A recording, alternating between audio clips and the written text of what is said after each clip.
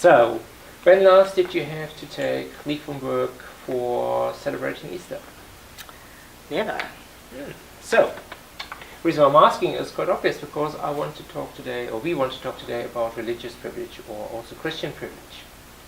Okay. And as per usual, I just want to bring in a quick definition here.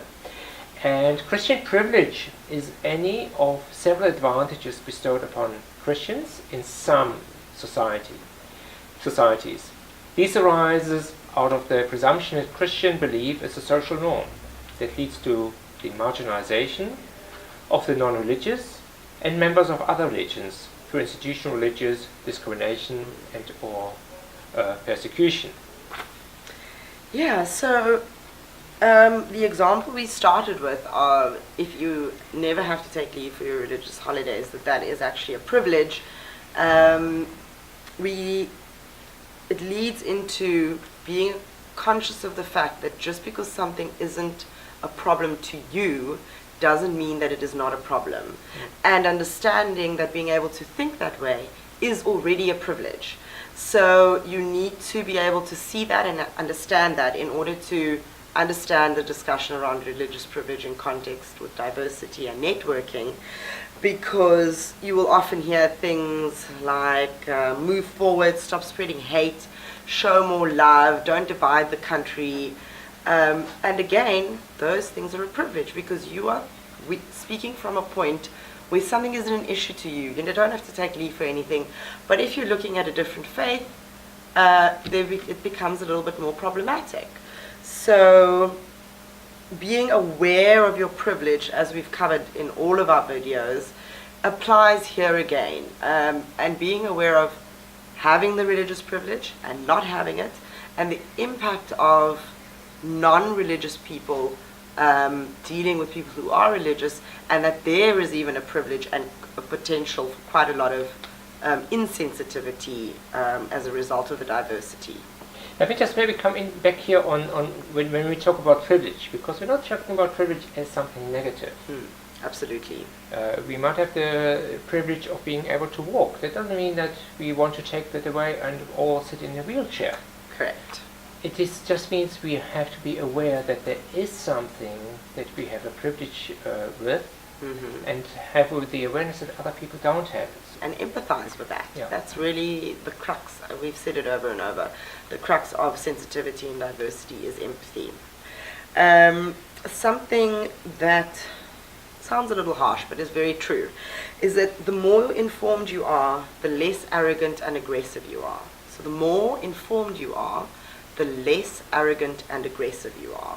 So in this context, what you have to do to obtain some level of sensitivity is to educate yourself. Either go the route of going online, so quick, it's 5 minutes, researching dates in other faiths that are important to them, so when you speak with a member around that time, you can empathize and identify with them around that. Okay, Dalia, can you give us an example? Yeah, so it's easy to confuse this into something that it's not. When we say educate yourself, it's so that you can be sympathetic and empathetic to your members. There is a difference between knowing that it was Eid and wishing a fellow Muslim member a blessed Eid Mubarak. That's acceptable, versus opening a chapter with prayer or a call to prayer. That is not quite as acceptable in the business world, and we just want to be sure that everybody understands the difference between those two. One is sensitivity and one is privilege. And again, it's also an enrichment to the conversation. Absolutely. The diversity that we have in different faiths and cultures that come with that enriches us and our culture in which we live here, other than the opposite. Correct. Stop looking at what's different and start looking at what's the same. And I think that's our main aim with this topic specifically, because again, as with racism, it's quite sensitive because it's something so close to our hearts. There was an example in one of the chapters where this works in reverse, where an atheist member said that he was actively not getting business from religious members as a result of his conviction in that regard. So please understand that speaking about privilege in this context is not a negative at all. It can go either way, and it's really something to be aware of. And the interesting thing that turned it around was actually that people, when they actually met him with him and had a one-to-one meeting with him, they actually understood there is a real ethos for him that comes with that. Absolutely. And it's not just like saying no to something, but having other values in place instead of that. Yeah, absolutely. And he ended up actually getting quite some business after that. Yeah. People were more educated. That's a beautiful example. Educate yourself and let's work together.